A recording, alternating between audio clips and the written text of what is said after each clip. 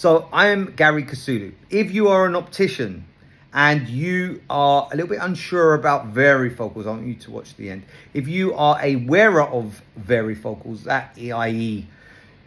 around the 40 age mark and above, and you need two pairs, sometimes a pair for reading, a pair for computer, a pair for distance, or maybe just a pair for reading, but you might have to look over the top.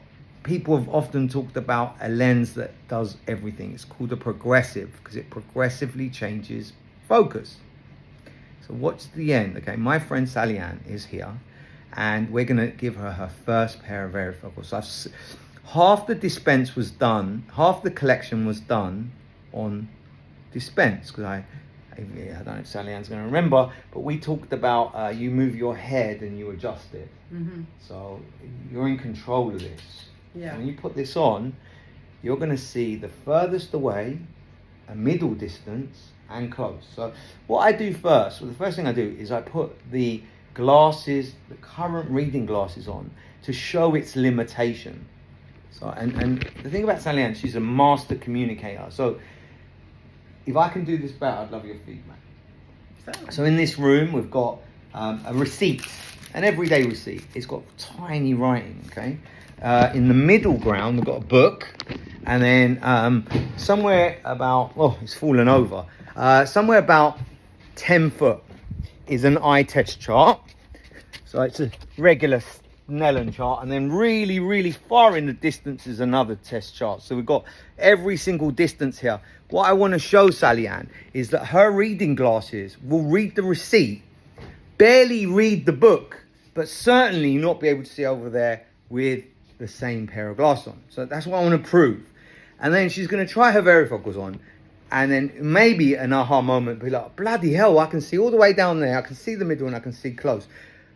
The challenging thing is, and listen carefully to this, people that are not going to get on with it do this. They get their reading material, okay? They get the reading material and they do this.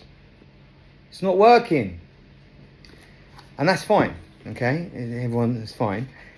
It's a sign it's not going to work. Because this is what they need to do. They need to get the book and adjust their head, not the reading material. And however hard you try to tell them, don't move the book, move your head, they don't get it. So it's really important to explain that. Now, people learn in three ways. They learn visually, kinesthetically, and audibly. What goes in our ears is probably the least thing. So you've got to kind of show them that that's the situation. So, Sally Ann, how's that sound? Yeah, I'm willing. Woo! We are nerve-wracking stuff here. So we're going to put on our reading glasses and see how good that receipt is. See. Yeah. What did I buy? What did I buy? Oral B. There you go, right? So I bought that, and it's really tiny. There's small stuff on there, right? Now, in your glasses, can you see the book without looking over the top? Can you see the book? Yeah, I can. You can read it's a it. little bit blurry. Bit blurry. Yeah. How about that eye test out there? That eye test chart. Again, it's blurry. I can see fourth line. I could probably guess. Great. And then far away is really tough.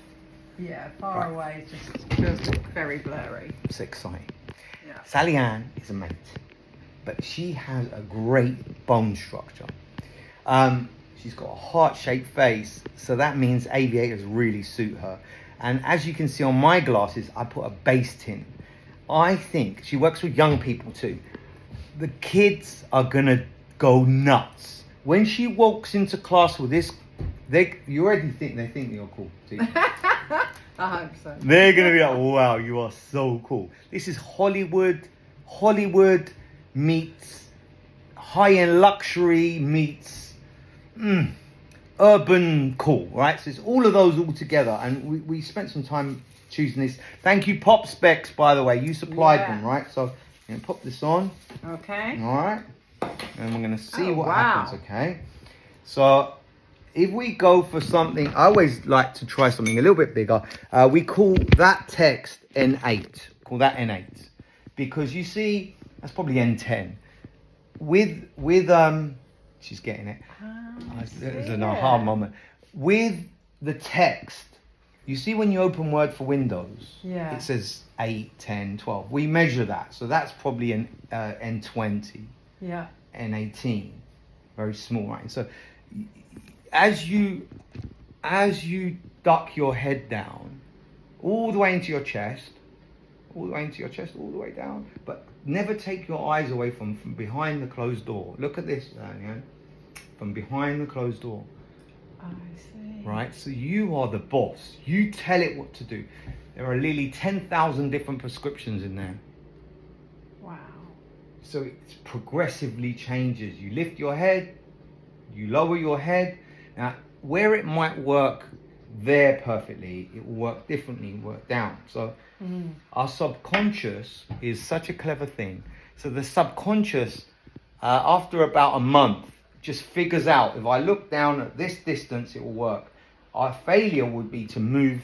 You move your head, you don't move your subject, if you know. So I can see just we nodding. Isn't that something, right? So we'll start the receipt. We'll look at the receipt, right? And is that clear? Yeah, that's clear. All right. So we'll open the book, and that's N8. That's newspaper print. Yeah. But if you lift your head, it's different to. You can see that. Yeah, literally, the top of the page is more blurry, the bottom clearer. So it's not doing anything that your reading glasses are not doing until we look at the middle distance. Now, the middle distance is, if you're in a classroom, the front kids, you can see their expression with your glasses on. The kids at the back mucking around, you can't see what they're doing unless you look over the top. And looking over the top of your glasses has very many negative stuff. Like, it's like you're not paying attention to me. It looks rude to some. We don't want to look over the top of our glasses. We just want to look. So tell me, from behind the closed doors, how does that look to you? Honestly, that is so clear. There you go. And then if we look outside, oh God, it's fallen over. Right, we're gonna go outside. So this is, oh no, you're gonna stay there. This is called the Snellen chart. Scientifically written together. Look, you see a Snellen chart, and at 6 meters away, that line is 20/20 vision. Can you see that line? Yeah. Go on then. ETHOA. So I'm gonna go a little bit further with Sally Ann. I'm going to stand here. We are really far away here. Which ones can you see? Now put your reading glasses on.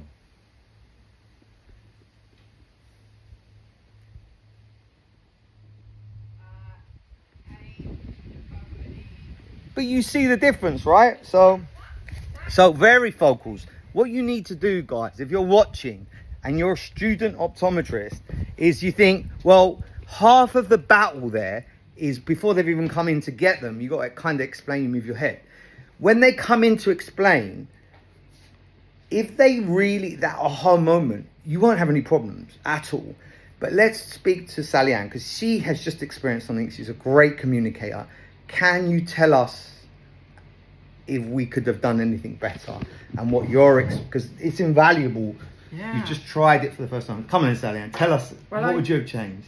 I wouldn't have changed anything. I think the guidance that you gave was really clear, because I did used to wear glasses and do that. Yeah. And your facial expression, you strain, people might misread that, as you say, in your communication. When you said move your head as opposed to the object, and you get used to when you need a change in prescription, you get used to having to move your arm or you do. It's never, your arms are not long enough. yeah. So now actually that's a game but changer. you put this decision off for years. You should have done this years ago. What was it? Was it the optician, the cost? Was it you thought you were going to fall over? I don't put words in your mouth. Honestly, I thought that having varifocals made me old. It was oh my God, I must be old. It was bad enough for me having to wear glasses and rely on them. So the fact that my eyes were deteriorating, I hate to say it, but it was the fact that, oh my God, I'm getting old, I need varifocals. But these are a game changer, without a doubt. Well, you get all varifocals in the world, you get 30 days to get your money back. What breaks my heart is people buy varifocals, they stick them in a drawer, and they're very British. They just like, that was a waste of £500, and he's put it in there. Go back if you go back within 4 weeks, they'll either give you your money back, or they will swap them out for 2 pairs, or they will do something. Like the worst thing you could do is just put it off. You've got to tell the optician. There's lots of diagnostics there. So would you believe that people in China have a different style of reading to people in Europe? Obvious, right? So the lens I've given you is a very European lens, a German lens. Now, a lot of opticians out there, they love Japanese lenses, Nikon and Hoya and like Seiko. You might hear all these words, and it is a different style. The Japanese stuff is different to European stuff. Essilor, Rodenstock, German stuff, really good. So look at their lifestyle. There's really great lenses that bespoke it. So maybe they drive more, they're retired, so they need more distance. So on a bespoke, but this one is a third distance, third middle, third near, pretty middle road. If you're talking to somebody who is a a retired person, they would ideally have a separate pair for reading, because they're into reading and read the newspaper, and then they'd have a pair with a lot more distance, because we don't want them falling over. I went to the House of Parliament once. It costs like I spoke at the House of Parliament, so nervous. It costs, back then, £500 to get an ambulance out. God knows what it is now. Getting an ambulance out is expensive, and it's stressful. So what we don't want is these things tripping people up. That's my point. So explain it properly, get it done. Patients will love you. It's an 11-minute long video, but I hope that it goes out and it makes a big difference. And if you wear varifocals, think, oh, I might give that a try. Or if you've watched this and you didn't go back, maybe go back, because things can change. But most of all, the student optometrists out there, I want you to be so good at varifocals that everyone in the store is like, oh, you know what, Brenda, you do it, because you love it and you're a great communicator. Any words? Customer service is always important. Make the customer feel really valued. They'll come back. Yeah, well, unless people complain about you if you're nice. Fact. That's Gary and Sally Ann over and out on this lesson of varifocals.